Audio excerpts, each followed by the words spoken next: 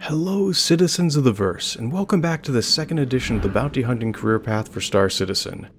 Once again we'll be talking about those brave men and women who have chosen to pick up the mantle of law enforcement, who strive to take down criminals that even the police fear to go after, and through their actions nearly single-handedly bring law to the lawless areas of the verse. Let's start off with something exciting.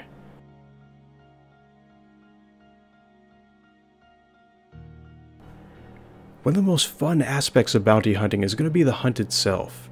Your character is going to be part criminal investigator and part predatory savant in order to sift through clues, interrogate leads, and inevitably choose the best course of action for you to use to confront your target. You may be given a jump point that's used to start your investigation from, but it's never going to lead directly to your claim jumper. Finding and hunting them down is going to be the primary thing that sets bounty hunting aside from all other professions.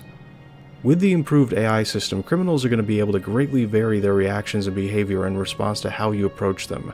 And your approach is going to depend greatly on what equipment you have and what kind of threat level they present. Foot chases can quickly escalate into ship battles if your target can get to their dock vessel or happen upon an unlocked civilian transport to steal. Epic chases can transition from foot to ship and back to foot again if you let them. If they escape, you'll be forced to go back to square one and start the tracking process down all over again. Take the clues that you've already accumulated and use them to reacquire the target as fast as possible. Your bounty is still out there and blood is in the water, but the trail tends to get cold rather quickly in the unforgiving vacuum of space.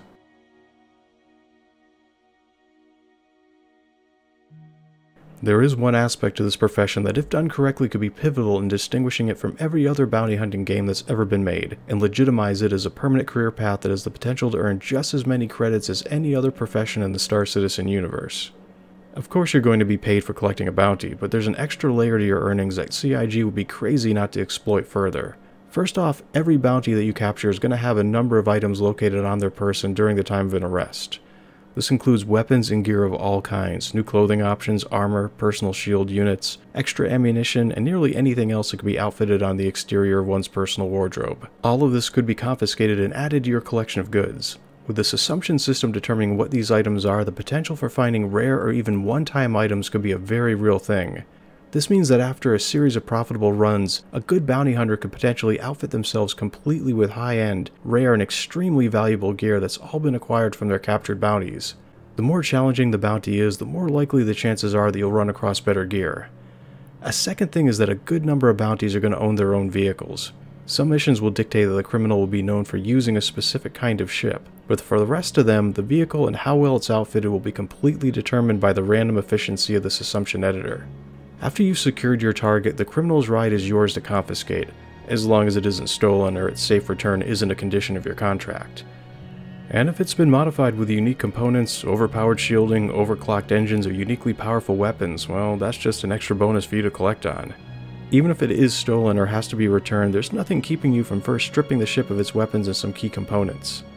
This list of take-home items could extend to the interior of the ship as well, where cargo holds, hidden compartments, cabinets, and interior hardpoints could house all manner of unique and interesting items for you to collect and take back with you, which could be sold for profit or added to your own personal collection of stuff. Yet another bonus for completing a mission could come in the form of information that's retrieved from the criminal's mobiGlass, nav points taken from the ship's computer, or from some data slate that's been randomly strewed in amongst the stuff that's found within the ship's interior. This could include information that's worthy to sell to an information broker, or can be used for you to personally exploit. It could even end up providing a lead that helps you find your next bounty. One of the rarest finds would be a keycard or code that allows you to access the criminal's personal hangar. This hangar will be located somewhere in the verse and be accessed just like your own is, but inside you'll find the fugitive's personal stash of goods. It could contain collected cargo of the highest value or any other form of hangar flair that you could possibly think of. It could also house any number of stolen ships of all kinds and perhaps even a few that have already had their transponders wiped, so it'd be totally legitimate for you to keep or sell them.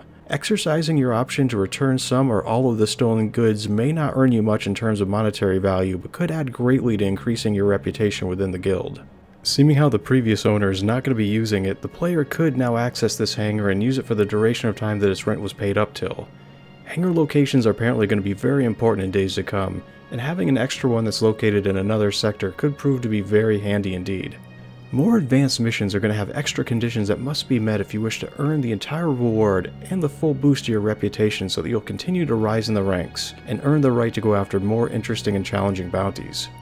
For instance, the criminal may have stolen a rare Xi'an artifact, and part of the condition of this bounty is that you're going to have to recover the criminal as well as the artifact. You can still catch the perpetrator and collect the bounty, but without the artifact the payout will be significantly less and could possibly affect your reputation within the guild in a negative way. If you figure that your reputation is solid enough and can handle taking a bruise or two, then after finding the artifact you may actually choose to keep it and sell it for far more than the bounty was originally worth. Or you could return the artifact, collect the full reward, and continue to boost your reputation among the community. The choice in these situations is always going to be money versus reputation, and which of these two issues you feel is going to be more important to you in the long run.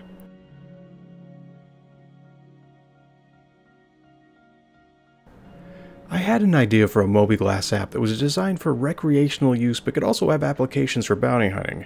Its original purpose was to act as a tool for sightseeing, and at any time you could take a picture using your mobiGlas and upload it to any number of the popular social media sites.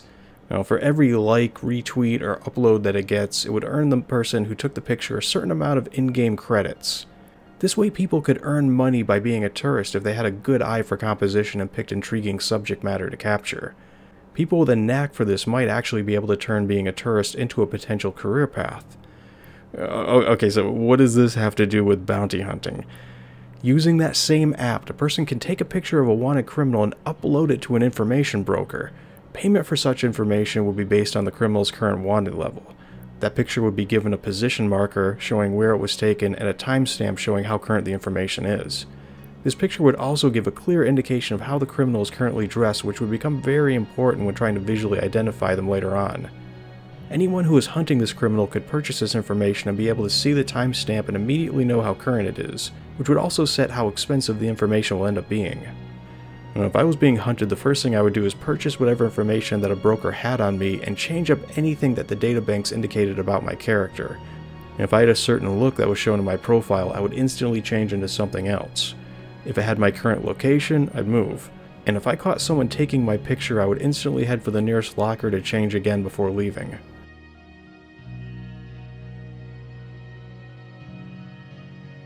The Armistice Zone around Port Olisar is almost universally loathed by most people, and in the future is going to be replaced by an automatic defense system which will be built directly into the side of the station. But there is going to be a reworking of the notion of an Armistice Zone with a rather unique take on what it's going to be. First off, it isn't going to be preventing you from firing your weapons like it does in the 2.6 build. What it would do is automatically enable safeties on your weapons as you enter a secure system. In theory, this is to deter escalations in violence while preventing an accidental discharge in your weapons, meaning, oops, my finger slip will no longer be an acceptable excuse. This, however, does not prevent you from turning the safeties off and does not take control of your weapons away from you. It's a safety, so it can always be disabled. Okay, so then what good is it? If you disable your weapon safeties, the system will notify nearby ships that your weapons are armed and dangerous, making it easy for other ships to identify you as being potentially hostile. This is also going to capture the attention of local law enforcement and heighten their awareness of you wherever you go. Not a good thing for those who are trying to keep a low profile.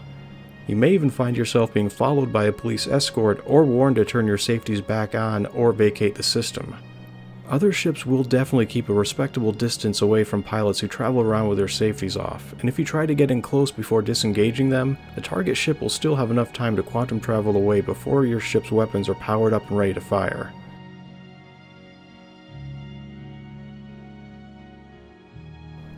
The important thing that people should understand is when you're dealing with an emergency situation, the goal is never to fix. Fixing comes much later in the healing process, and for that you'll probably need to seek out a fully equipped medical facility or ship. The goal for the first responder is what you'd call the stop and maintain method. Stop the bleeding while maintaining your breathing and heart rate. If you can do that, then you're already greatly improving your chances of survival. And that's where something like a Dino Pack or an MTS would come in. If you're going to be heading into a potentially dangerous situation, you should really plan on carrying some sort of portable medical aid. A properly applied mobile trauma system could be able to curtail the bleeding from even a significant wound and, maybe even more useful to those in your profession, keep you on your feet long enough to extract yourself from the situation that caused the wound in the first place.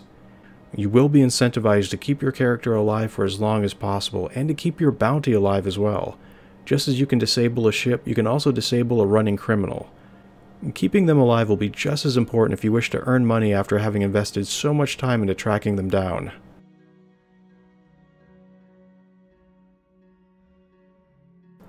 Cold cases are older cases that most bounty hunters have abandoned and since have gotten cold from lack of attention, hence the name. They are considered to be easier cases to prosecute, but may require a little more legwork and out-of-the-box thinking to find your quarry.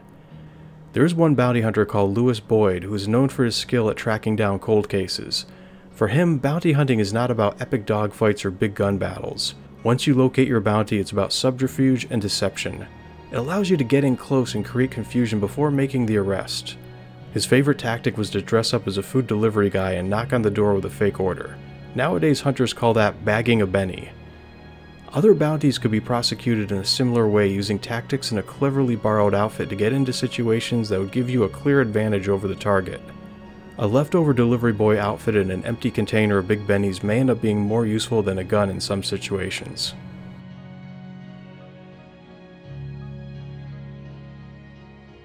The use of lethal force is sanctioned against criminals who, through their actions, have earned the worst kind of reputation for themselves. These criminals would be the equivalent of the public enemy that exists in the current 2.6 build. When an outlaw of this level is killed, rather than waking up at their last spawn point, they will instead wake up in a prison cell and have to wait, bribe their way out, or somehow try to escape. This may be the only pursuable option that's offered for bounty hunters at first, pitting you against AI criminals that have been cleared for you to use lethal force against. This could also apply to other players who have allowed their reputation to sink into the darkest recesses that the game's morality can account for. Rather than sending just anyone after a public enemy like they do in 2.6, it could instead end up being a job that's exclusively issued through the mission boards found in the BHG. This may be the measure they take with bounty hunting until the mechanics for carrying unconscious prisoners are finished, non-lethal weapons are introduced into our arsenal, and the cryopods are fully implemented and functioning. And due to the size of these videos, I've had to further break it down into an additional third segment. In it, I'll be going over the advantages you're going to find in teaming up with another player or group of bounty hunters, and possible tactics you can use when working together in a group. I'll be going over several kinds of ships whose abilities are going to be complementary to one another for various kinds of bounty hunting missions. I'll cover how the cryopods and prison containment units are going to function, and how they're going to be designed to prevent them from being used for trolling other players. I'm also going to be talking about the act of trolling itself and measures that are going to be put into place to keep bounty hunting from becoming a way to empower players to troll one another. I'll go over checkpoints and how they're going to affect bounty hunting, talk a little bit about placing bounties on other players, and possible features and initial limitations of bounty hunting that we're going to be seeing with regards to the 3.0 release. Thank you for joining me in this second installment in the bounty hunting series. Thank you as well for all the love and support that you've not only shown for this series, but for the channel in general. Hopefully you'll be joining me again for the third and final installment in this series on the bounty hunting career path.